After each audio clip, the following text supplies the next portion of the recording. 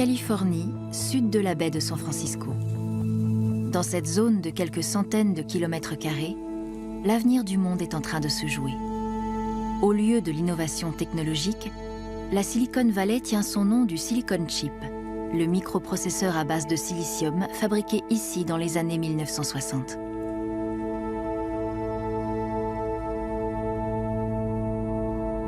Aujourd'hui, un demi-siècle plus tard, la Silicon Valley est devenue toute puissante. Non contente d'avoir investi tous les secteurs de l'économie, ce berceau des technologies numériques utilise désormais les milliards de dollars de bénéfices défiscalisés qu'elle a engrangés pour renforcer son monopole et imposer sa vision de l'avenir.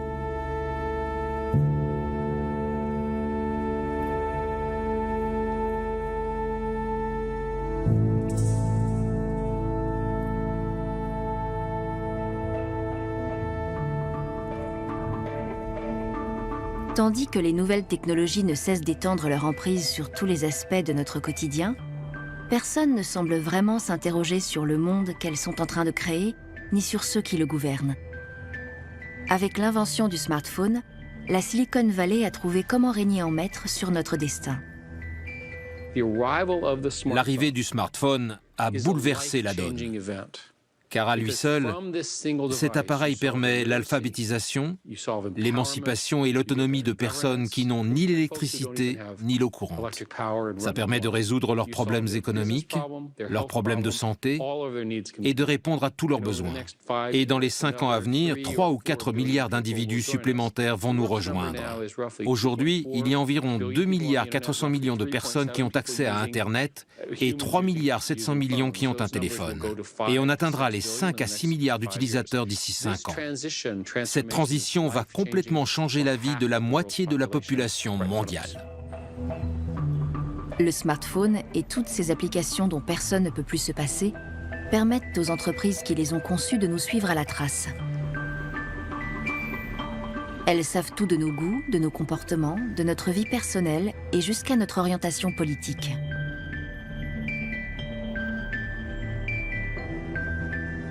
Cet accès direct et constant à la vie de chacun de la part de groupes privés est en train de révolutionner nos sociétés, sous prétexte de nous rendre plus connectés.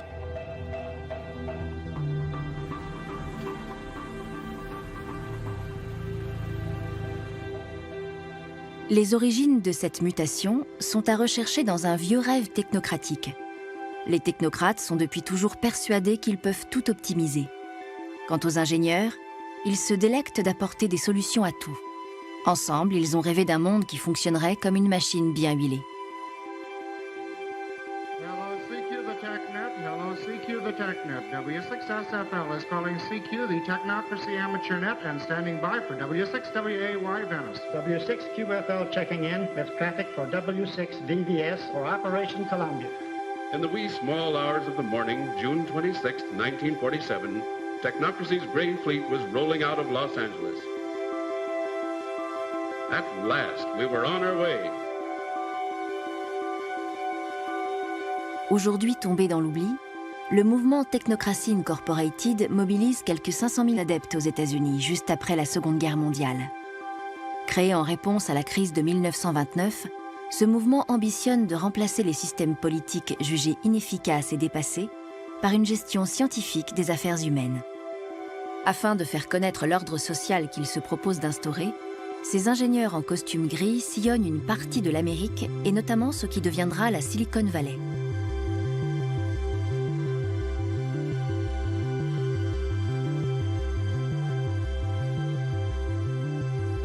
On the ground, portions of the Gray Fleet like this are mobilizing all over North America for mass demonstrations to arouse curiosity and to make the American public technocracy conscious.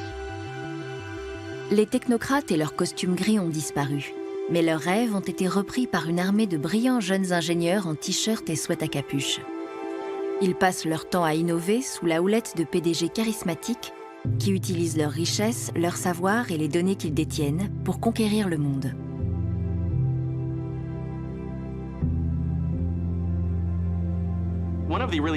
L'une des caractéristiques de San Francisco qui a permis l'essor de la Silicon Valley, c'est que c'est une ville portuaire. Elle a toujours été à l'avant-garde de la civilisation. Les entreprises qui se développaient autour des ports étaient en quête de nouveaux horizons, de choses jamais vues, de biens jamais vendus, de pays jamais explorés.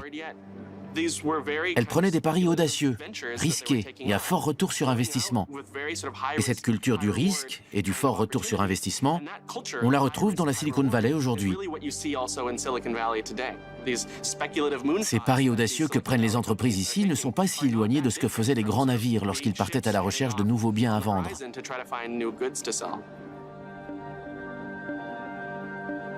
In a recent survey of millennials around the world, asking what most defines our identity, the most popular answer wasn't nationality, ethnicity, or religion.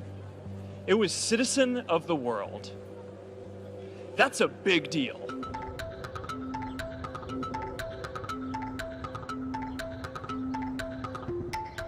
Faire le bien, créer des communautés, s'ouvrir au monde.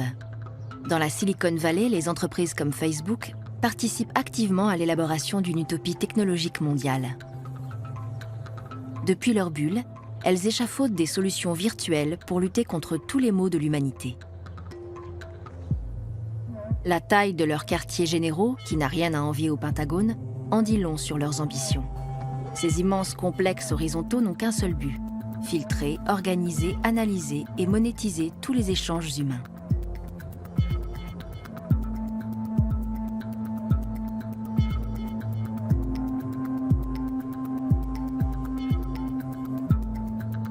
Mais l'architecture de ces constructions révèle une vision de l'avenir héritée du passé. Une vision née à la fin des années 60. À l'époque, beaucoup pensaient que les outils à leur disposition leur permettraient de bâtir un monde où l'individu, en harmonie avec la nature, pourrait se libérer du modèle économique dominant.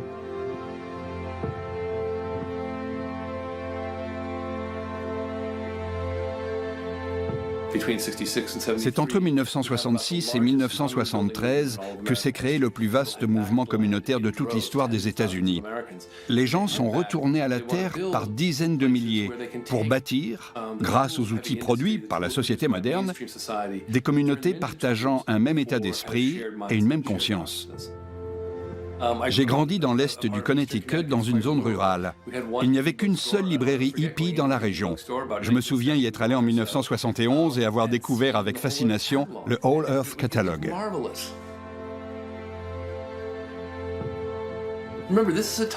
C'était l'époque de la contre-culture, mais elle n'était pas très visible. À moins d'être en lien avec des communautés ou d'avoir des amis qui faisaient partie de ce mouvement, on ne savait pas où trouver les gens. À l'époque, Internet n'existait pas. On ne pouvait pas rechercher le nom de quelqu'un dans Google. Donc ce catalogue, c'était comme une carte des communautés des années 60.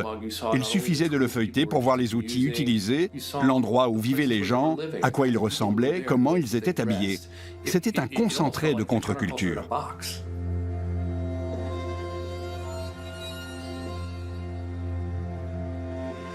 When I was young, there was an amazing publication called the Whole Earth Catalog, which was one of the Bibles of my generation.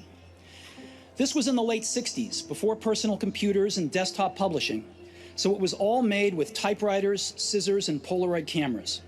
It was sort of like Google in paperback form 35 years before Google came along. It was idealistic, overflowing with neat tools and great notions. Voici la dernière édition du All Earth Catalogue de 1971. À ses débuts, en 1968, c'était simplement une soixantaine de pages qui recensaient les outils dont on pouvait avoir besoin pour un retour à la Terre. En le parcourant, on voyait un monde rêvé dans lequel les outils permettaient de rapprocher les gens. Le lecteur était censé y trouver tout ce dont il avait besoin pour se construire son petit univers, mais aussi pour entrer en contact avec d'autres personnes, même éloignées. En achetant leurs outils ou en conseillant d'autres, ça permettait de créer un réseau. Et on voit vraiment réapparaître le même genre d'idéal avec une plateforme comme Facebook. Facebook est une entreprise qui a pour vocation, du moins dans la définition qu'en donne Mark Zuckerberg, de connecter tous les individus. C'est censé être un outil universel pour se présenter au monde tel qu'on souhaite se montrer. Chaque personne devient un outil pour créer du lien. Quand je regarde Facebook, je vois en filigrane le Whole Earth Catalog. Je vois le rêve d'un monde connecté grâce à la technologie, un monde où chacun peut être physiquement à un endroit différent, tout en étant connecté psychologiquement grâce à cet outil. Every generation expands the circle of people we consider one of us. And in our generation, that now includes the whole world. And we get that our greatest challenges need global responses too. No country can fight climate change alone or prevent pandemics. Progress now requires coming together, not just as cities or nations, but also as a global community. Ce qui pose problème aujourd'hui et qui remonte aux années 60, c'est la remise en cause des institutions. L'idée, c'est qu'il faut leur tourner le dos et construire de petits réseaux de personnes de même sensibilité pour changer le monde. C'est une idéologie héritée du mouvement hippie. Mais toutes ces expériences communautaires, sauf dans le cas de groupes religieux ou totalitaires, se sont rapidement soldées par des échecs cuisants.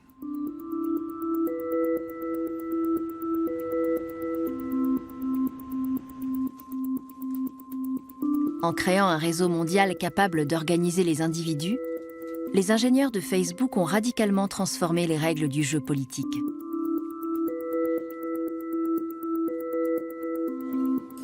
Le projet du géant d'Internet est clair.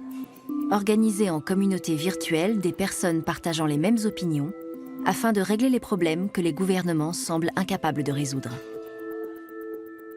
Our society spends more than 50 times as much treating people who are sick as we invest in finding cures so people don't get sick in the first place.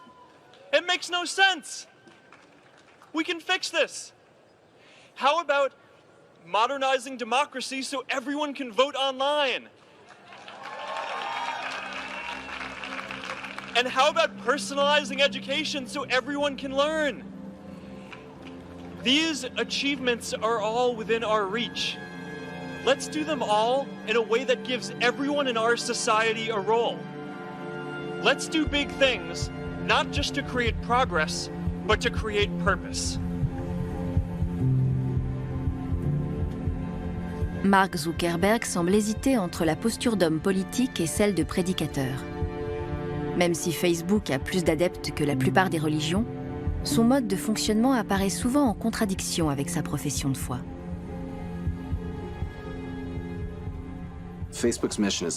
La mission de Facebook est de donner la possibilité aux gens de créer des groupes et de se rapprocher. Je ne doute pas que Mark Zuckerberg soutienne cet objectif à 100%. C'est en tout cas ce qui ressort de la lettre d'une vingtaine de pages qu'il a écrite en février. Elle était tellement longue que personne dans la Silicon Valley ne l'a lue intégralement. Il en a d'ailleurs plaisanté dans une récente conférence. Ça lui tient visiblement à cœur, même si les pieds et poings liés parce que Facebook est coté en bourse. Depuis plus de 10 ans, il y a tout un réseau de personnes qui investissent d'énormes sommes dans son entreprise. Ils espèrent tous que ça leur rapporte gros, voire très gros. Donc même si la mission de Facebook, c'est de permettre aux gens de créer des groupes et de se rapprocher, ça ne se fera que dans la mesure où cette mission contribuera à la hausse des profits de l'entreprise.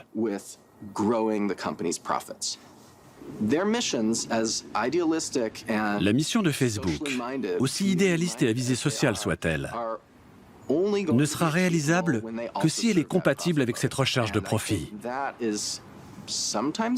Donc elle le sera parfois, mais sans doute pas toujours. Les entreprises de la Silicon Valley sont et seront toujours soumises aux injonctions du néolibéralisme. Elles sont condamnées à la croissance afin de satisfaire leurs actionnaires, plus intéressés par leur valeur en bourse que par leur chiffre d'affaires. Tim O'Reilly conseille ces entreprises et analyse leur évolution depuis de nombreuses années.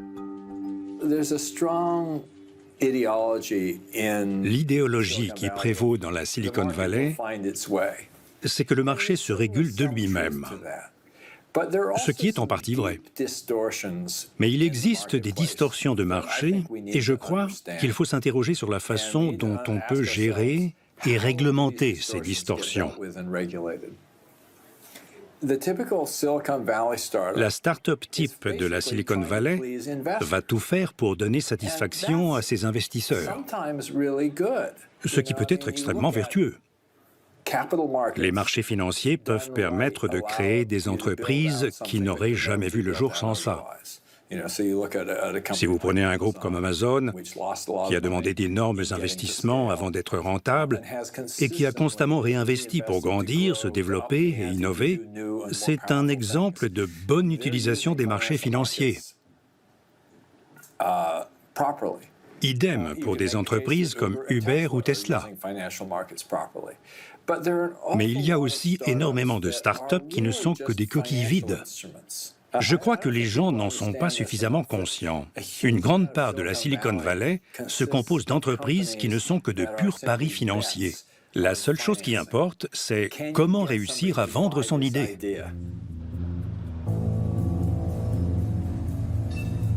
Ce sont les fonds de capital risque qui décident d'accorder les financements qui permettront aux startups de se développer. Pour minimiser les risques, les investisseurs sélectionnent les projets qu'ils jugent les plus prometteurs ou du moins les plus lucratifs. Quand je suis arrivé dans la Silicon Valley et que j'ai vu tous ces gens en jeans, t-shirts et sandales qui travaillaient dur, mais qui s'éclataient, je me suis dit, j'ai enfin trouvé le lieu de travail idéal. Rien que pour ça, je ne retournerai jamais au costume cravate de New York.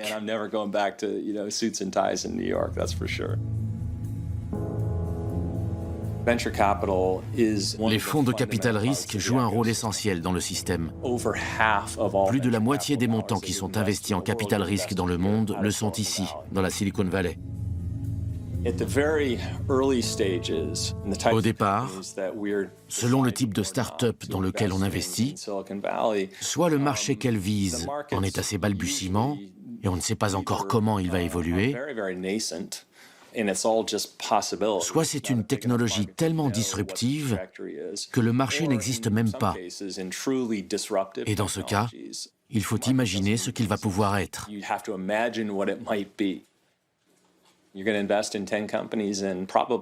Quand on investit dans 10 startups, on sait avec certitude que 5 ou 6 d'entre elles vont se casser la figure, avec le lot de désagréments qui va avec.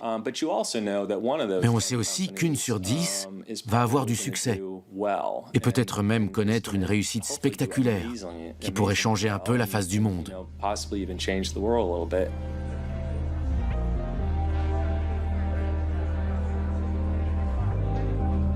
Les jeunes talents du monde entier convergent en masse vers la Silicon Valley. Ici, on collectionne les objets promotionnels des startups, au cas où elles deviendraient les nouveaux géants de demain.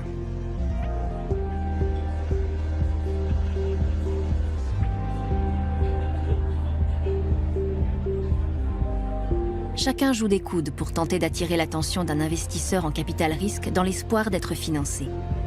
Et difficile de déterminer au premier coup d'œil qui est déjà millionnaire et qui s'apprête à se lancer dans la course au jackpot.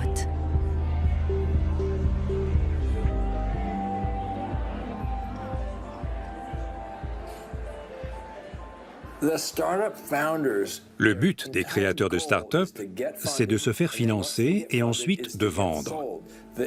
L'entreprise est un produit financier.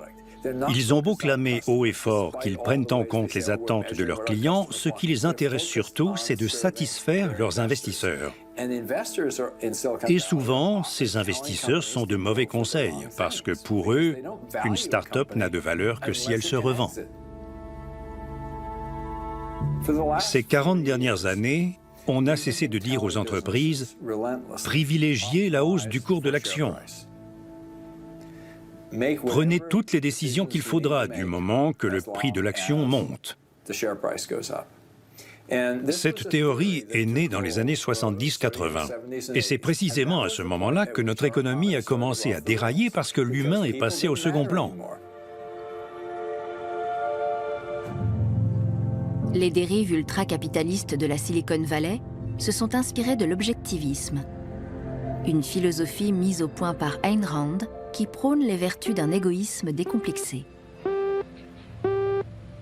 Throughout the United States, small pockets of intellectuals have become involved in a new and unusual philosophy which would seem to strike at the very roots of our society. The fountainhead of this philosophy is a novelist, Ayn Rand. And let me start by quoting from a review of this novel, Atlas Shrugged, that appeared in Newsweek. It said that you are out to destroy almost every edifice in the contemporary American way of life, our Judeo-Christian religion, our modified government-regulated capitalism, our rule by the majority will. Other reviews have said that you scorn churches and the concept of God. Are these accurate criticisms? Yes. I agree with the facts, but not the estimates of this criticism. Namely, if I am challenging the base of all these institutions, I'm challenging the moral code of altruism, the precept that man's moral duty is to live for others, that man must sacrifice himself to others, which is the present-day morality. Elle a développé un concept qu'elle a nommé objectivisme, parce qu'il se base sur une réalité objective à laquelle l'esprit humain peut accéder par la raison. Et selon elle, si on raisonne correctement, on s'aperçoit que le capitalisme est le meilleur système moral et politique. C'est non seulement le meilleur, mais c'est également le seul qui est moral, car il est centré sur l'individu. I say that man is entitled to his own happiness and that he must achieve it himself, but that he cannot demand that others give up their lives to make him happy. And nor should he wish to sacrifice himself for the happiness of others. I hold that man should have self-esteem. C'est une vision du monde très manichéenne et binaire. Il y a les bons et les méchants. C'est un système extrêmement logique. Une fois que vous avez accepté les principes de base, tout s'enchaîne. Ça ressemble à un programme informatique basé sur la non-contradiction et sur les liens logiques. Elle assemble les composants de base pour former une idéologie complète, rationnelle, logique, qu'elle se propose d'appliquer aux relations sociales, au comportement humain et aux codes moraux. Donc, pour tous ceux qui travaillent dans le secteur des nouvelles technologies, où tout est très tranché, où il n'y a pas de place pour l'ambiguïté, ceux qui travaillent avec des outils numériques et n'ont pas le droit à l'erreur, voilà une grille de lecture très séduisante qu'on peut appliquer au monde dans son ensemble. C'est l'un des membres du cercle rapproché d'Ayn Rand qui a piloté l'économie américaine durant près de 20 ans. I want to introduce Chairman Greenspan by saying first that, as far as I know, he was one of the first people to speak of the new economy. Alan Greenspan a réussi à convaincre Bill Clinton que l'économie était entrée dans une nouvelle ère, régie par des algorithmes puissants capables de limiter les risques. One result of the more rapid pace of information technology innovation has been a visible acceleration of the process of so-called creative destruction, a shifting of capital from failing technologies into those technologies at the cutting edge. Au nom de cette nouvelle économie, Alan Greenspan a supprimé les dernières régulations qui encadraient encore les lois du capitalisme, provoquant ainsi une nouvelle ruée vers l'or dans cette partie de la Californie. À la fin des années 90 et au début des années 2000, on a assisté à l'essor des premières entreprises sur Internet. On est passé du commerce classique, physique, au commerce numérique, avec un accès instantané au marché mondial.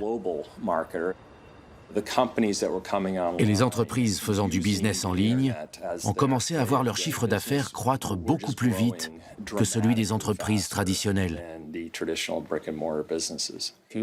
Aujourd'hui, il y a disons 4 ou 5 entreprises qui font la pluie et le beau temps. Apple, Google, Amazon, Microsoft et Facebook. Et cet ordre est à peu près celui des 5 plus fortes cotations en bourse des États-Unis. Donc ça montre bien qu'on a trouvé la recette. Aujourd'hui, les autocars de luxe qui conduisent les employés de Google sur leur lieu de travail n'affichent aucun logo.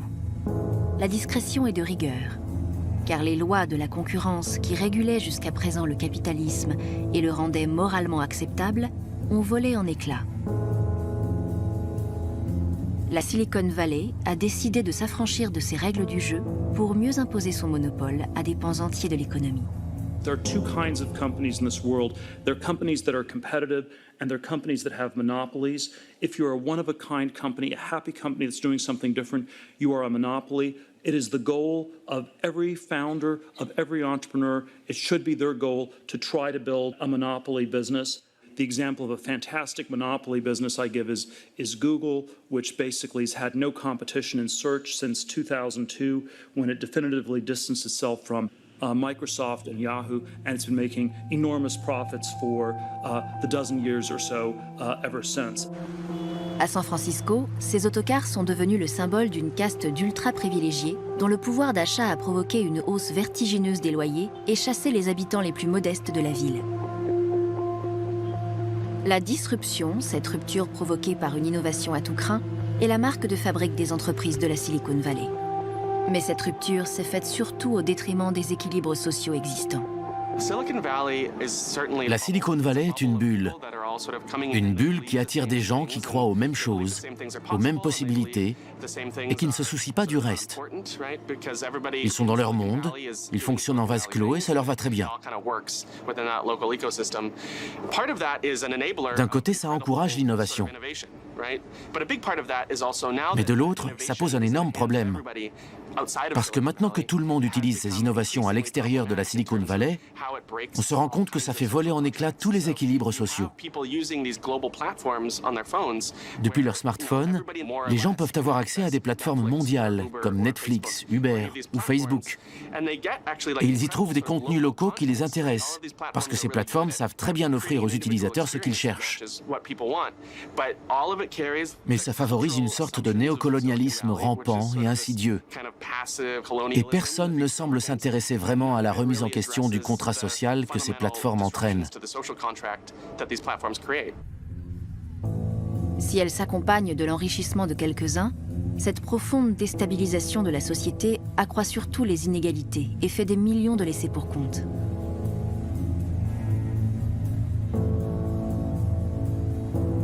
Et la prochaine vague d'innovation technologique basée sur l'intelligence artificielle menace de détricoter ce qui reste du tissu social à l'échelle de la planète. Les changements se profilent à toute vitesse.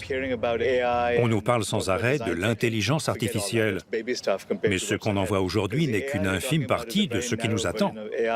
Les choses sérieuses vont arriver. Vivek Wadhwa est un ingénieur et entrepreneur de renommée internationale. Pourtant, il n'hésite pas à critiquer le système dont il est partie prenante.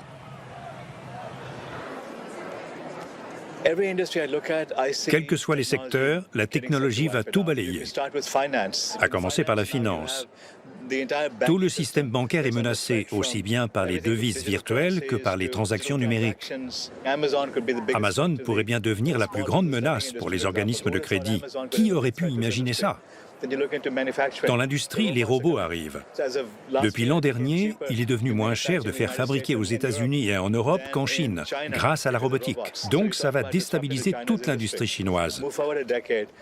Dans 10 ans, ce seront les imprimantes 3D qui rendront les robots obsolètes, et ainsi de suite.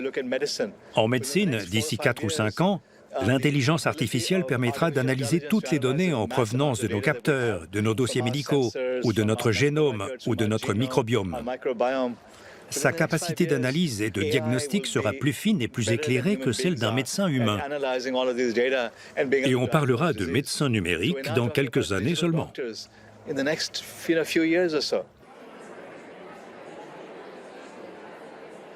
Le peu de travail humain restant sera organisé plus efficacement grâce à l'intelligence artificielle.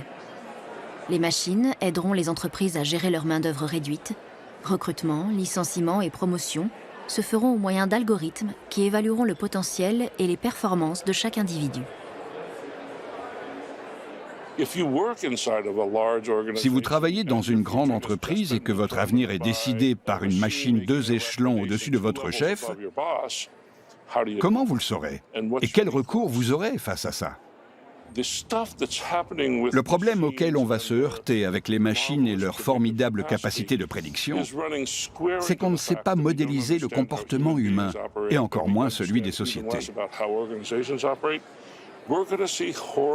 Donc on risque d'assister à de véritables drames dans les 3 ou 4 ans à venir si on confie à des machines des responsabilités qu'elles ne devraient pas avoir. Le plus rentable pour développer un produit, c'est d'accepter les retours et de l'améliorer au fur et à mesure des réclamations.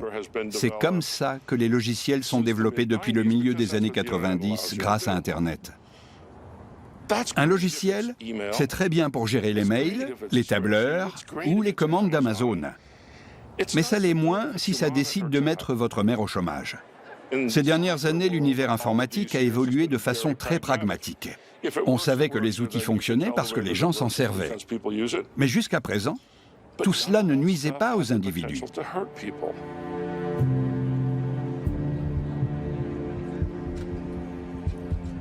Les entreprises high-tech ont effectivement tous les torts. Elles prétendent innover pour améliorer la vie des gens, mais ne s'estiment pas responsables des conséquences que ces technologies entraînent. Alors qu'en fait, elles savent très bien ce qu'elles font. Quand Uber fait tout pour mettre au point des voitures autonomes, l'entreprise sait qu'elle va détruire des millions d'emplois de chauffeurs. Mais elle sait aussi qu'elle va faire d'énormes bénéfices. Et c'est pour ça que les investisseurs misent massivement sur elle, parce qu'ils veulent toujours plus d'argent. Mais l'argent implique des responsabilités. Lors des dernières élections américaines, Google, Facebook et Twitter ont donné à Donald Trump la tribune dont il avait besoin pour déverser sa haine et ses mensonges. Ça a aussi permis aux Russes et à d'autres gouvernements de pirater le système américain pour faire de la désinformation. Évidemment que ces entreprises sont responsables des dommages qu'elles causent, et elles doivent répondre de leurs actes.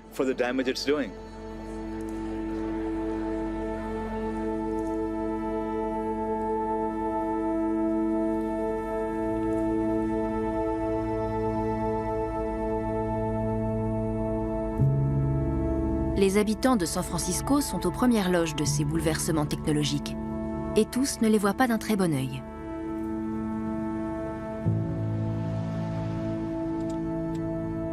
Après avoir été chauffeur pour Lyft et Uber, Kelly DeSaint a obtenu sa licence de taxi. C'est à croire que tous ces jeunes et moins jeunes qui créent des startups et des applications pour essayer de résoudre tous nos problèmes au quotidien n'ont jamais lu de science-fiction. Parce que si la science-fiction m'a bien appris une chose, c'est qu'il ne faut jamais faire une confiance aveugle à la technologie, ni la laisser envahir nos vies, sans quoi ça risque de très mal tourner. L'automatisation et l'intelligence artificielle sont des choses qui doivent être réfléchies et introduites dans notre quotidien avec prudence. Pas bille en tête et en cherchant à se remplir les poches, comme c'est le cas actuellement. Dans la vie, ce qu'on a vécu, les épreuves qu'on a traversées, c'est vraiment ce qui nous définit en tant qu'être humain. Et si on se met à éliminer toutes les petites obligations du quotidien, comme par exemple le fait d'aller à la poste, c'est un peu comme si on perdait une part de notre humanité. Si tous ces ingénieurs avaient lu plus de science-fiction, ils sauraient ça.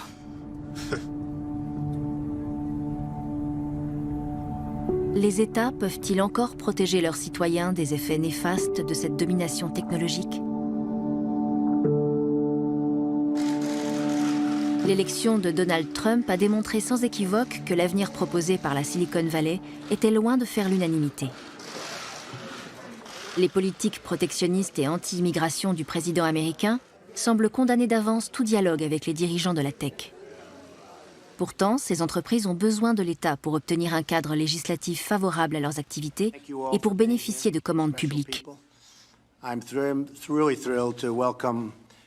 Many of you for the first time, and certainly the first time meeting as the American Technology Council. We're joined by an incredible group of leaders on the absolute cutting edge of innovation, including many CEOs from the world's most successful businesses. Lorsqu'ils rencontrent Donald Trump, les patrons de la Silicon Valley sont convaincus de pouvoir faire mieux que les dirigeants élus. Bien qu'ils sachent pertinemment qu'ils n'ont aucun mandat pour agir, ils s'en donnent malgré tout les moyens. I'm Tim Cook from Apple. The U.S. should have the most modern government in the world, and today it doesn't. The government should be focused on its citizens, and the services of the government should be measured on how pleased the citizens are with receiving those services.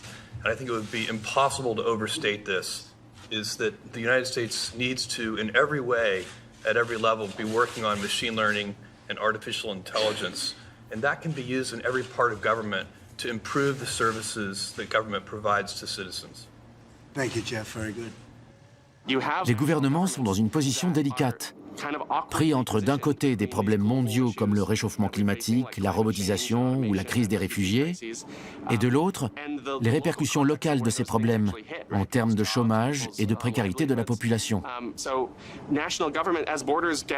Les frontières des gouvernements ont tendance à disparaître, mais pas les institutions qui gèrent ces frontières.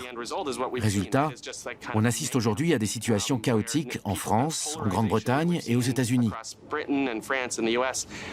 À mon avis, ça vient du décalage entre la liberté et l'absence de frontières qu'on a sur Internet et la façon dont on vit au quotidien, qui est très locale et très délimitée dans l'espace. Les gouvernements ont moins de pouvoir, les multinationales en ont plus. Ceux qui sont en position de protéger les citoyens n'ont plus les moyens de le faire, et ceux qui seraient en position de le faire n'ont pas la légitimité politique pour ça.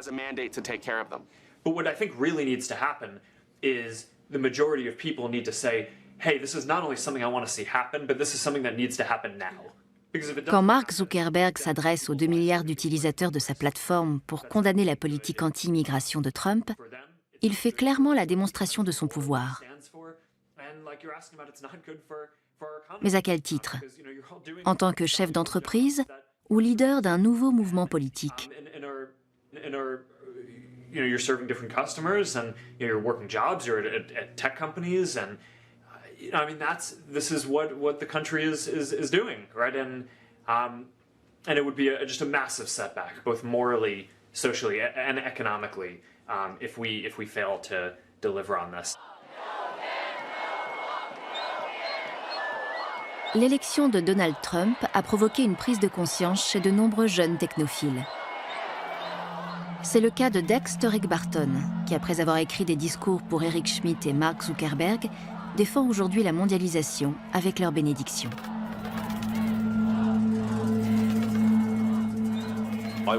J'ai suivi le Brexit depuis la Californie. Et quelques mois plus tard, il y a eu l'élection de Trump. Comme beaucoup de gens, je suis resté debout tard ce soir-là. Et j'ai assisté horrifié à l'annonce des résultats. Donald Trump a gagné essentiellement parce qu'il a été le seul homme politique à présenter un programme décrivant très clairement le monde dans lequel il voulait vivre. Il a parlé de rendre sa grandeur à l'Amérique, « Make America Great Again ». C'est une vision très cohérente, même si je ne suis pas d'accord sur ce qu'il entend par là. Il a un programme très clair et structuré qui vise à bâtir des murs entre les communautés, au propre comme au figuré. Ceux qui ne partagent pas sa vision du monde ont une approche beaucoup moins cohérente. Et cette absence de vision cohérente fait que les gens de la Silicon Valley vont continuer à faire ce qu'ils font, même si au final, ce n'est pas ce que veut l'ensemble de la population. The next time you hear somebody say America first, the only correct response is no, I choose to put humanity first. Pendant très longtemps, les hommes politiques ont fermé les yeux sur ce qui se passait dans les communautés de la tech, parce qu'ils ne le comprenaient pas vraiment. Ils se contentaient de récolter les bénéfices de la croissance économique permise par ces innovations. Mais aujourd'hui, ils constatent les grands bouleversements sociaux et économiques qui sont le résultat de ce manque d'encadrement. Les hommes politiques auraient dû passer des lois pour faciliter le développement d'innovations responsables, mais aussi aider à construire le type de société que l'on souhaitait. À la place, ils continuent de s'indigner. And finally, When I say we need to keep organizing, that means teaming up with the next generation of leaders who are going to lead our country and our world to better days. À ceux qui disent que la Silicon Valley a trop de pouvoir ou qu'on lui en donne trop, je répondrai que ce n'est pas elle qui recherche ce pouvoir. Cette situation est avant tout due à un refus de nos élus de se saisir de ces questions de technologie et de réfléchir à leurs implications au niveau de la société. Il n'y a pratiquement aucun pays développé, même parmi ceux qui sont très en avance sur le plan technologique, qui possède un ministère de la technologie digne de ce nom. Tous les pouvoirs sont concentrés dans les ministères traditionnels. Or, la technologie est au cœur de tous les secteurs clés, que ce soit la sécurité, l'économie ou la culture. La puissance de la Silicon Valley ne cesse de croître et avec elle, son mépris pour le gouvernement. Même Peter Thiel, lorsqu'il fait campagne pour Donald Trump, affiche ouvertement sa condescendance. When I moved to Cleveland, defense research was laying the foundations for the internet. The Apollo program was just about to put a man on the moon. The future felt limitless. But today, our government is broken. Our nuclear bases still use floppy disks. Our newest fighter jets can't even fly in the rain. And it would be kind to say the government software works poorly, because much of the time it doesn't even work at all. That is a staggering decline for the country that completed the Manhattan Project. We don't accept such incompetence in Silicon Valley, and we must not accept it from our government.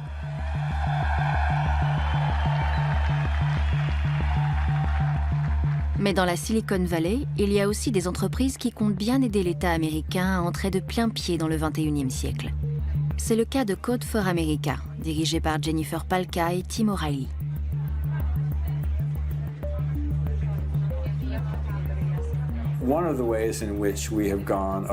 L'Amérique est toujours obnubilée par l'idée que c'est l'État le problème.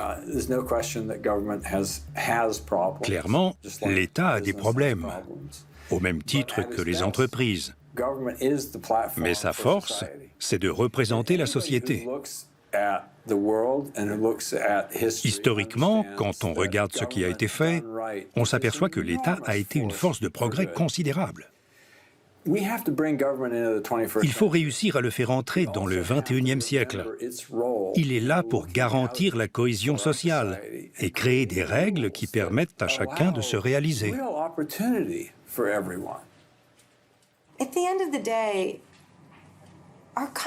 Les États-Unis ont été fondés sur cette notion de peuple.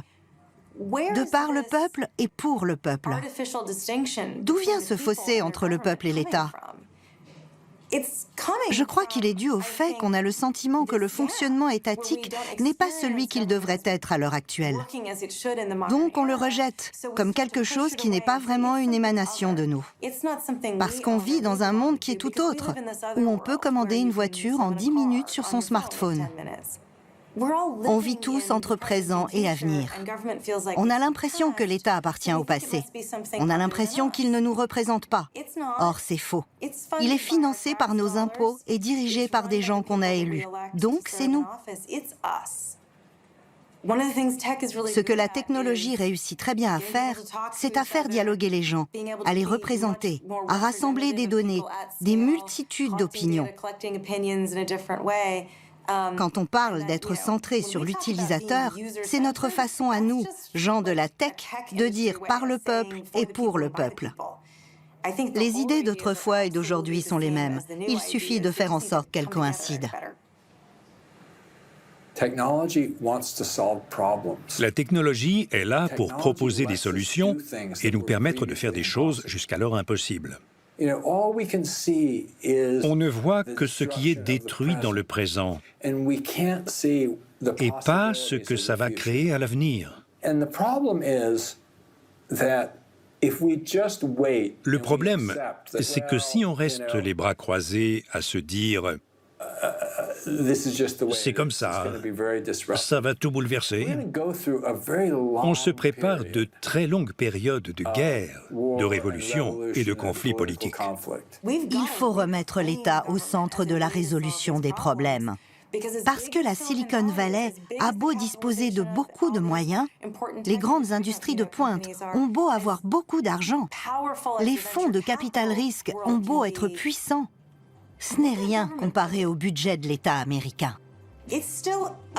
C'est dans l'organisation de notre gouvernement que notre société dépense la plus grande partie de ses ressources. Si on ne consacre pas toute la créativité des nouvelles technologies, du capital risque et de toute l'Amérique pour faire fonctionner l'État correctement, on sacrifie notre atout le plus précieux.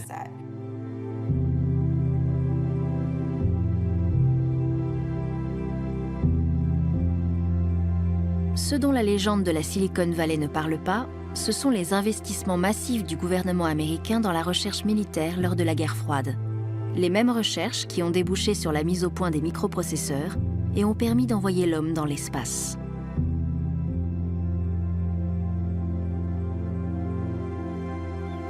For the eyes of the world, now look into space, to the moon and to the planets beyond. We have vowed that we shall not see space filled with weapons of mass destruction, but with instruments of knowledge and understanding. Yet the vows of this nation can only be fulfilled if we in this nation are first, and therefore we intend to be first. L'intégralité des premiers microprocesseurs, 100% d'entre eux, ont été achetés par le ministère de la Défense pour des usages militaires. Parce que c'était une technologie révolutionnaire.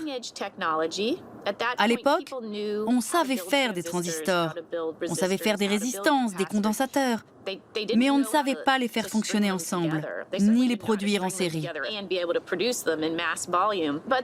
C'est le ministère de la Défense qui a fait pression pour qu'ils soient toujours plus petits, plus légers et plus puissants, en disant « Si vous y arrivez, on vous les achètera ».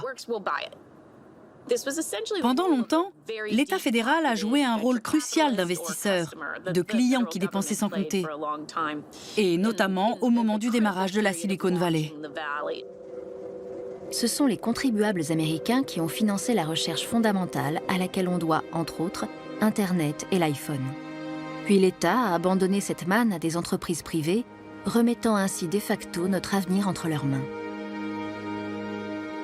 Sous prétexte de progrès pour l'humanité, leur course effrénée à l'innovation n'est-elle pas en train de nous conduire tout droit au cauchemar du meilleur des mondes? Ladies and gentlemen, the distinguished author, Mr. Aldous Huxley. Brave New World is a fantastic parable about the dehumanization of human beings. In the negative utopia described in my story, man has been subordinated to his own inventions. Science, technology, social organization, these things have ceased to serve man. They have become his masters. Interviewé en 1957, l'écrivain évoque un avenir où l'homme en viendrait à aimer son esclavage. Aujourd'hui, sa prophétie semble plus pertinente que jamais. You're talking about a world that could take place within the confines of a totalitarian state. Let's become more immediate, more urgent about it. We believe, anyway, that we live in democracy here in the United States. Do you believe that this brave new world that you talk about could, let's say in the next quarter century, the next century, could come here to our shores? I think it could. I mean, that's why I feel it's so extremely important here and now to start thinking about these problems, not to let ourselves be taken by surprise by the new advances in technology.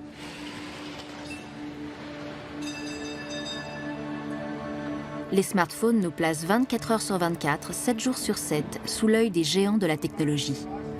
Le meilleur des mondes est bel et bien devenu notre réalité quotidienne. Conscient de ce danger, Norman Solomon, journaliste et ancien candidat à la Chambre des représentants, travaille inlassablement à mettre les intéressés face à leurs responsabilités. Prenons l'exemple d'Internet. Jamais de toute l'histoire de l'humanité, des grandes entreprises n'avaient fait main basse aussi vite sur une technologie. Comment se fait-il qu'une invention censée permettre une telle liberté ait été accaparée aussi rapidement par des forces capitalistes et commerciales? On entend un double discours. D'un côté, on nous dit « Avec votre iPhone, vous allez pouvoir surfer en toute liberté sur le net et faire à peu près tout ce que vous voulez. » Mais de l'autre, on est dans une situation où le contrôle est plus oppressif que jamais. Par exemple, j'ai un iPhone dans ma poche. Il se pourrait très bien que quelqu'un soit en train d'écouter ce que je dis en ce moment même. Il y a 5 ans, ça m'aurait paru inimaginable. Et puis, on est des milliards à avoir découvert ce qui se passait grâce aux révélations d'Edward Snowden. C'est une utopie qui tourne au cauchemar. On est peut-être tous surveillés. Qui trompe qui? Qui observe qui? Qui apprend quoi et de quelle source? Mon iPhone est une mine d'informations, mais le militant politique que je suis se dit qu'il sert peut-être à écouter mes conversations avec d'autres militants. Dans quel monde vivons-nous? C'est toute la question. Grâce aux données qu'ils recueillent et stockent sur des centaines de milliers de serveurs, les géants d'Internet comme Google et Facebook ont transformé leurs usagers en marchandises monétisables. Edward Snowden a tout risqué pour dénoncer la vulnérabilité de ces données.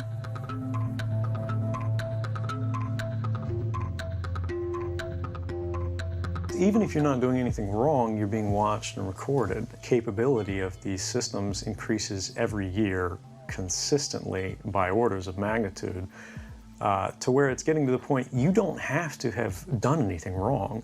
You simply have to eventually fall under suspicion from somebody, even by a wrong call. And then they can use this system to go back in time and scrutinize every decision you've ever made, every friend you've ever discussed something with, and attack you on that basis to sort of derive suspicion from an innocent life and paint anyone in the context of a wrongdoer.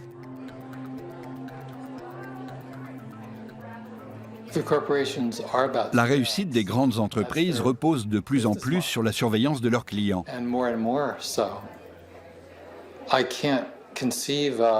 Donc je vois mal comment elles résisteraient à la tentation de devenir Big Brother, surtout si elles perçoivent ça comme une nécessité. C'est leur nouveau gagne-pain. Leur vision des profits est basée sur la collecte de données personnelles. Et ces données n'ont rien d'abstrait. Elles concernent des gens comme vous et moi. Afin d'analyser ces flots de données personnelles, les agences de renseignement américaines ont investi dans de nombreuses startups.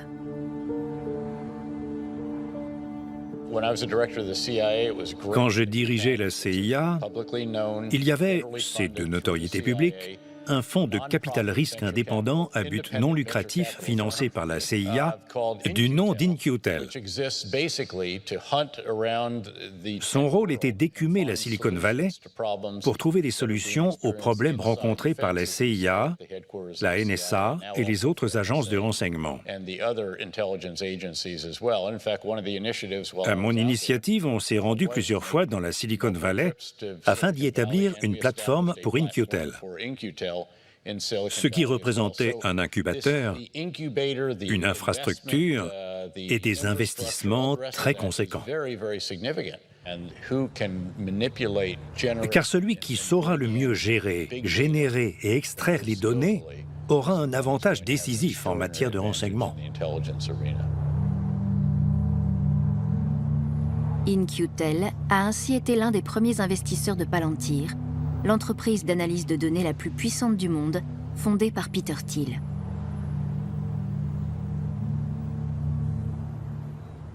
The challenge is to figure out ways to sort through all this data. The kind of approach that Palantir uses, I think, will ultimately be the one that we will go with as if we want to solve these problems, because you need... Because what they can take the mountain of text messages and find the gem that they're looking for, yes. whereas the NSA just goes, here's a mountain, I don't know what to do with it. Yes, I think the Snowden stuff's been very misinterpreted. It doesn't show the NSA as Big Brother. It shows the NSA as the Keystone Cops. Face à des outils aussi puissants aux mains d'intérêts privés, quelles règles un gouvernement peut-il encore imposer? Où commence la responsabilité de l'État et où s'arrête celle de l'entreprise? Il faut faire la différence entre État et entreprise privée. L'État a le monopole de l'usage de la force. Il peut vous envoyer la police, vous tuer ou vous mettre en prison. Aucune entreprise ne peut faire ça. Elles sont soumises à un grand nombre de lois et de réglementations aux États-Unis comme dans le reste du monde. Donc il n'y a pas vraiment lieu de s'inquiéter, puisque notre existence dépend essentiellement de la confiance que vous nous accordez.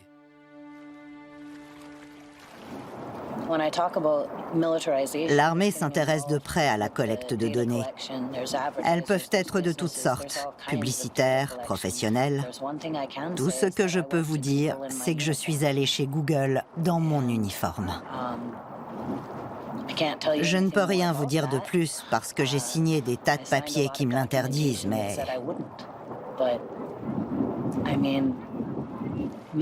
L'armée s'intéresse aux données, y compris aux dossiers médicaux. Tout ça est collecté et enregistré quelque part. Et je considère que le grand public a le droit de savoir qui y a accès et quelles sont les limites de la vie privée de chacun.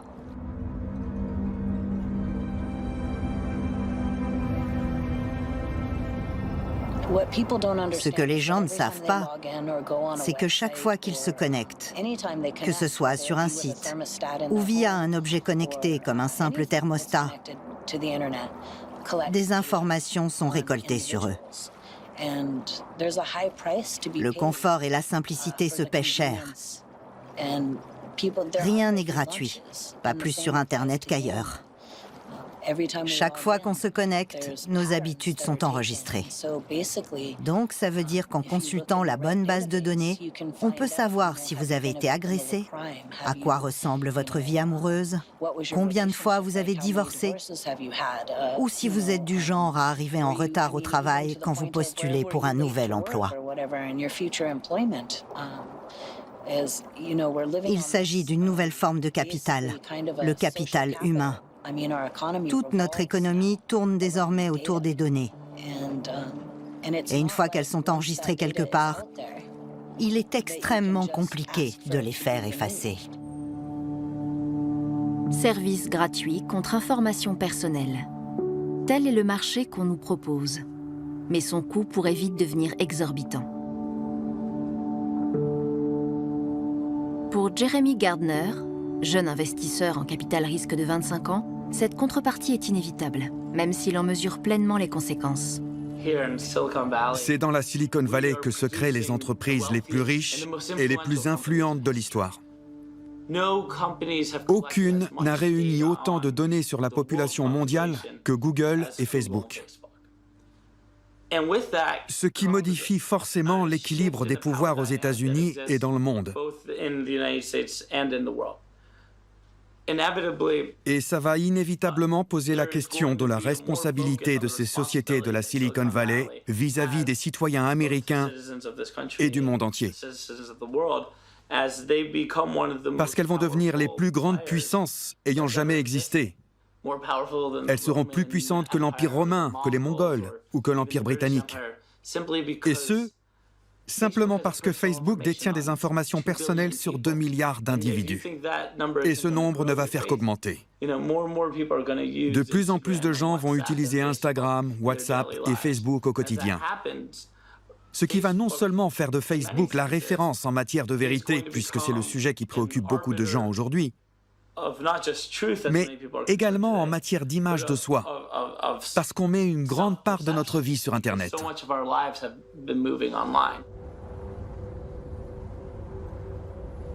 Ce qui pose une question très intéressante.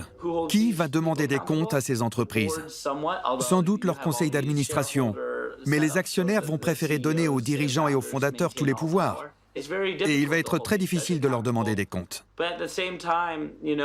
En même temps, je préfère confier mes données personnelles à Mark Zuckerberg qu'à Donald Trump. Dans l'idéal, il faudrait que chacun lise les conditions d'utilisation des services fournis par les géants de la tech. Et si elles ne nous conviennent pas, il faudrait leur demander de les modifier. Mais si on se sent aussi démuni par rapport à ça, c'est parce qu'il est très difficile de s'insurger contre un service gratuit. On pourrait vous répondre, vous n'avez qu'à pas l'utiliser si les conditions ne vous conviennent pas.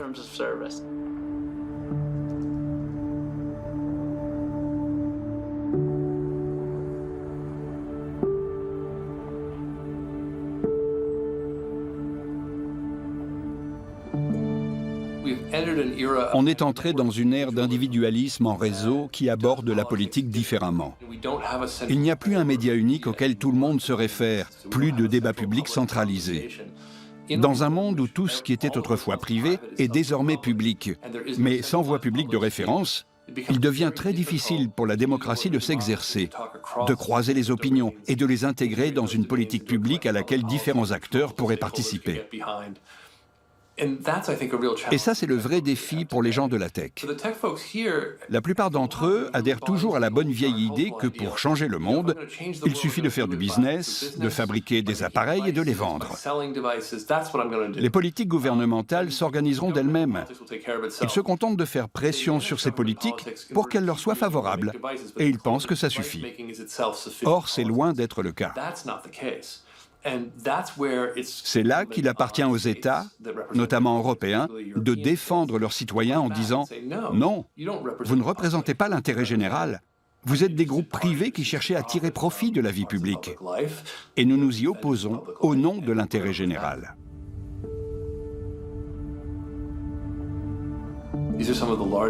Ces entreprises comptent parmi les plus grandes, les mieux financées et les mieux intellectuellement dotées qui aient jamais existé. Et s'imaginer qu'un mur entre le Mexique et les États-Unis peut les freiner, c'est aussi ridicule que de penser que la mer allait freiner les marchands hollandais du XVIIIe siècle. C'est totalement illusoire. Et d'ailleurs, plus rien ne les arrête. Facebook prévoit même de connecter les individus les plus isolés grâce à d'énormes drones qui tourneraient en permanence dans le ciel. En faisant office de relais satellite, ils permettraient de toucher les 4 milliards de personnes qui n'ont pas encore accès à Internet.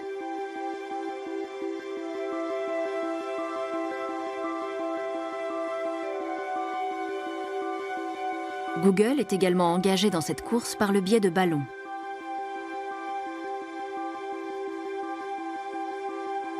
Entre le département d'État et les cadres des principales entreprises d'Alphabet, la nouvelle maison mère de Google, la collaboration est si étroite que la politique étrangère des États-Unis semble parfois s'écrire à 4 mains. Un militant politique que j'avais rencontré en Amérique latine a été invité à Washington pour une conférence sur l'avenir de la démocratie. Il pensait qu'elle était organisée par Google. Mais en arrivant, il s'est aperçu qu'elle ne réunissait que des militants pro-démocratie du monde entier. Il ne savait pas très bien si c'était Google ou le ministère américain des Affaires étrangères qui organisait cette conférence. Lorsque leurs applications ont contribué à défier les régimes en place au cours des printemps arabes, Google et consorts ont été fiers de participer à la libération des peuples. Bien que cette révolution des smartphones ait surtout conduit au chaos, Jared Cohen, ancien du ministère des Affaires étrangères, croit toujours dur comme fer que la technologie peut permettre l'avènement de la démocratie. Sur les 5 milliards d'utilisateurs d'Internet, la plupart vivent dans des pays autocratiques. Donc il y a une compétition entre des pays comme les États-Unis et ceux d'Europe de l'Ouest qui souhaitent un mondialisme basé sur le libre-échange des informations, et des pays comme la Chine, l'Iran et la Corée du Nord, entre autres, qui veulent que l'infrastructure technologique mondiale reste bien cloisonnée et que les dissidents soient surveillés et censurés. Et personne ne sait qui va l'emporter. Au bout du compte, Tout le monde finira par être connecté. Mais une intervention est indispensable pour veiller à ce que cette connexion se fasse dans le respect des principes démocratiques. Facebook et Twitter n'ont pas été conçus pour être des plateformes politiques, même si elles ont un grand rôle à jouer dans ce domaine. Et aujourd'hui, au sein de ces entreprises, ainsi que chez Google, il y a des équipes qui travaillent sur l'engagement citoyen et qui cherchent comment apporter aux gens des informations de qualité avant qu'ils n'aillent voter.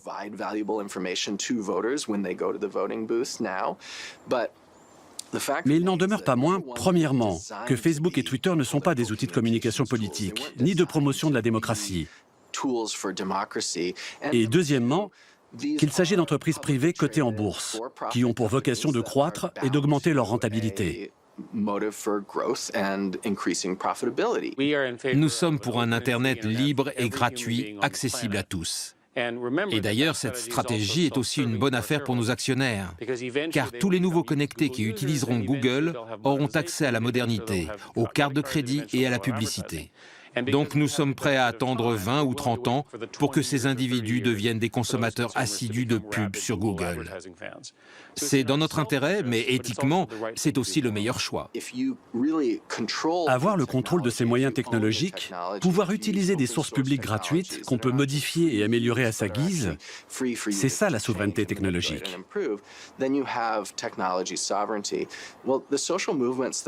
Or, les mouvements sociaux qu'on voit apparaître aux quatre coins du monde utilisent Facebook, Twitter et Google. Donc, ils n'ont aucune souveraineté technologique, puisque c'est un tiers qui détient leurs données.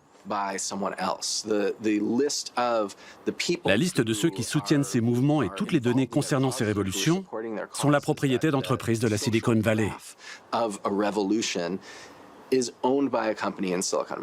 Et ça pose un vrai problème. La Silicon Valley étend sa souveraineté en exploitant surtout des marchés captifs. Ses dirigeants récoltent les bénéfices en toute sécurité, faisant fi des réglementations et des frontières, tout en exportant une vision très américaine du monde. Ils reprennent ainsi à leur compte le travail des gouvernements américains successifs qui avaient financé la conquête de l'espace.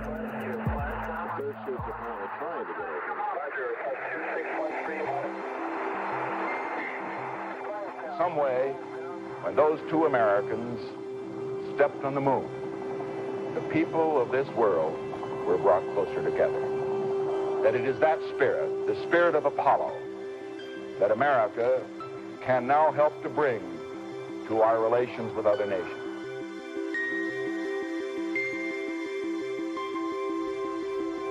Cette course à l'espace a été orchestrée par la RAND Corporation, une institution de conseil, de recherche et de planification stratégique créée par l'US Air Force et ses partenaires industriels.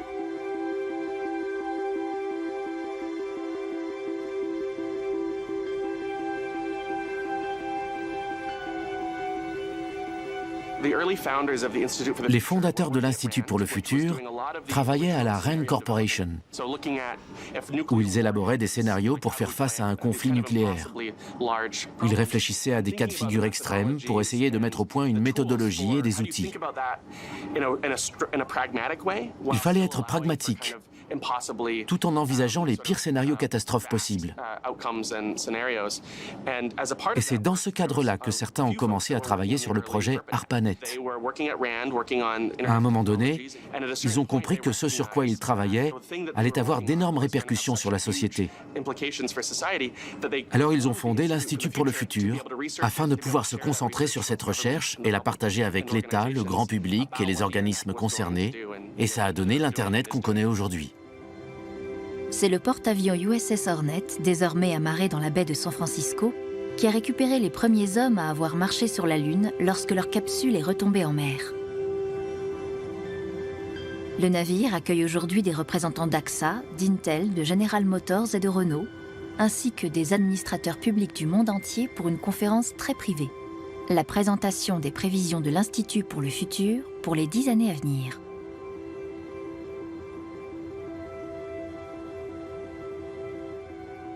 As forces like climate change, automation, artificial intelligence bear down on our markets and communities in very real ways over the coming decades, a lot of people are going to be asking, who's responsible, right? Who's responsible for mitigating the disruption to families and to individuals? Jusqu'à aujourd'hui, ces trois termes, nation, pays, État, se sont recoupés. Les gens d'une même nation vivaient dans un pays gouverné par un État, au point que ces trois termes étaient interchangeables. Mais ce qu'on va commencer à voir en raison de l'évolution des technologies numériques, c'est une mutation des sociétés. Et ces trois concepts de nation, de pays et d'État vont prendre des sens bien distincts. On va voir apparaître des nations composées de personnes connectées grâce aux réseaux sociaux, comme par exemple Daesh ou Anonymous. Il s'agit de groupes de gens qui vivent géographiquement dans des lieux différents, mais qui partagent les mêmes sources d'informations, les mêmes courants culturels. Et ces bulles de filtre vont constituer la base des nouvelles nations post-Internet. You can think of the state of the future as anything, pretty much, that can have rules programmed into it, and that can meaningfully enforce those rules. And in this way, the state becomes an extension and a power of all of the internet-connected technologies that we're building today.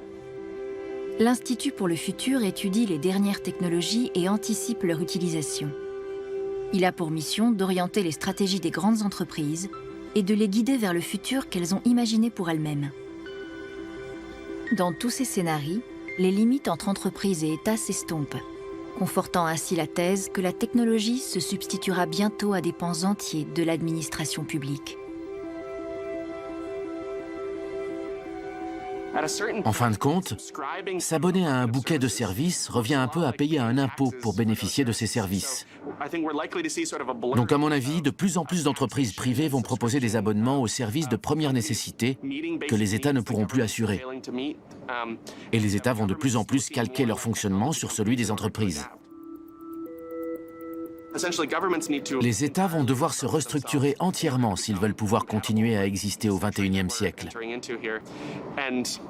Or, de ce point de vue, les États-Unis ne parviennent absolument pas à s'adapter aux contraintes extérieures. Il y a énormément d'institutions étatiques qui ne peuvent évoluer que très lentement. C'était sans doute une volonté à l'époque de la création du pays, mais ça le rend particulièrement inadapté à l'environnement actuel.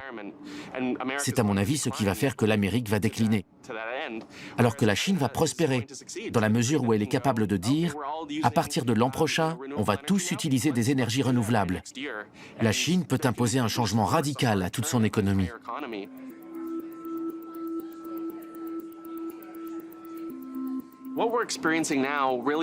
Ce qu'on voit aujourd'hui, ce sont les prémices d'un nouvel empire mondial qui apparaîtra d'ici 10, 15, 20 ou 30 ans. Mais ce ne sera ni un empire américain, ni un empire chinois. Ce sera un empire sans nationalité particulière. Il sera vraisemblablement très hétérogène, mais il y aura des couches du réseau qui connecteront tous les individus entre eux et d'autres réseaux très locaux. Son centre sera assez difficile à déterminer et on risque de mettre assez longtemps à savoir qui détient vraiment le pouvoir dans ce nouvel empire, à l'exception peut-être de quelques grandes entreprises ou États qui auront réussi à tirer leur épingle du jeu.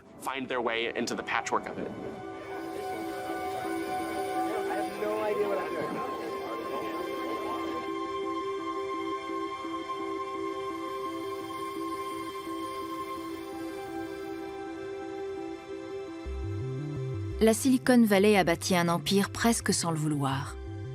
En s'immisçant dans toutes les interactions humaines, elle a hérité de responsabilités colossales vis-à-vis des milliards d'individus qui sont désormais ses sujets. Si les contours de cet empire sont largement virtuels, son pouvoir, lui, est bien réel. Les géants de la technologie ont redessiné la carte du monde et ils y règnent désormais en maître absolu.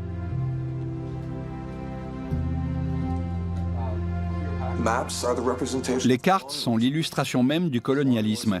Le colonialisme, c'est vouloir s'approprier les biens des autres pour son propre compte. Moi, je vis au milieu des cartes, mais c'est un peu le cas de tout le monde puisque la vie de chacun s'articule autour d'un lieu et de la relation qu'il a à ce lieu. J'ai toujours été un commerçant profondément ancré dans la vie de son quartier. À San Francisco, il y a toujours eu une culture de rue, de quartier. Ici, les gens connaissent leurs voisins, les commerçants, les chefs d'entreprise. Et on essaie de garder cette dimension-là dans l'évolution numérique. On a mis une borne devant la vitrine. Donc les gens n'ont même plus à entrer pour me demander des infos. Ils se contentent d'appuyer sur la borne. Là, un petit message apparaît disant « Vous êtes chez Shine & Shine, les proprios sont très sympas, voilà ce qu'ils vendent et à quel prix. » Donc, sans avoir eu à quitter leur zone de confort, les gens ont l'impression de nous avoir rencontrés. Beaucoup de gens s'arrêtent devant la vitrine et la prennent en photo pour la poster sur Instagram en disant « On était chez Shine & Shine, super endroit, on adore. » Alors qu'ils n'ont même pas passé la porte et que je ne les ai jamais vus. Je suis ravi que vous nous aimiez. J'aime quand même, comme tout le monde. Je veux être aimé. Mais j'ai du mal à comprendre cet engouement virtuel quand je n'ai même pas l'occasion de dire « Bonjour, moi c'est Jim, bienvenue, faites comme chez vous, regardez les cartes. » Ça change totalement les interactions. Moi, j'ai besoin d'entrer dans une boutique, de regarder, de toucher les produits, de farfouiller, comme on dit. On a désormais la possibilité de voir les choses d'en haut, comme Dieu, en fait. Pour Google, l'enjeu, c'est de contrôler le monde, pas seulement de contrôler ce qui se passe chez vous. C'est d'avoir l'œil sur tout. Et ça, c'est le degré ultime du colonialisme. En plus, c'est totalement méprisant pour les gens qui sont en bas. Quand on me regarde d'en haut comme ça, je ne suis plus moi, je deviens une chose, un objet. Je fais partie d'un tout tellement grand que je ne compte plus. Et j'ai un peu l'impression que c'est ça, la philosophie sous-jacente. Tout le monde contribue à Internet, mais il n'appartient à personne. Et on ne peut plus revenir en arrière. Vraiment ?